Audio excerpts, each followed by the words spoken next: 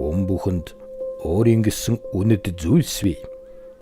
Тэдгээрийн дундаас гэр бүл, эрүүл мэнд, нэр төр маань бид бүгдийн хамгийн эрхэм, хамгийн үнцэнтэй зүйлс билээ. Энэ тэнцвэрийг хэрхэн хадгалахаас хамаарч аз жаргал алганд эрчин орших, эс оршин шийдэгдэж байдаг. Данай хэлсэн үг, хийсэн үйлдэл, гаргасан шийдвэр, гიშгсэн мөр, туулсан зам бүхэн үнэт зүйлсийн баталгаа болж таныг ямар хүн бэ гэдгийг бусдад таниулан амьдралын чинь дэнсийг тэнцүүлдэг.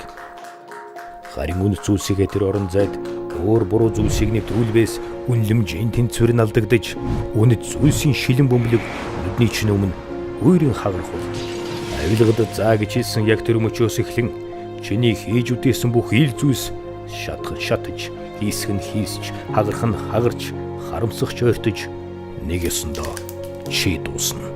Чиний ухамсар тэмдрэл төгснө.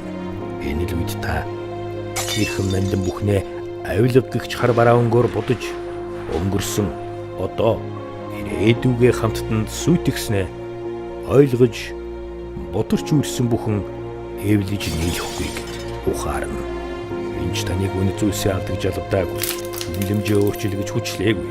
Чи зөвхөн өөрийнхөө хүслээр бусармаг зүйлийг хийж тэнцвэрээ алдан буруу зам руу халтарснаа ойлгоно. Тиймээс нүгэлт шунал буруу бодлыг төвчих төдий биш бүр дарж устдаг.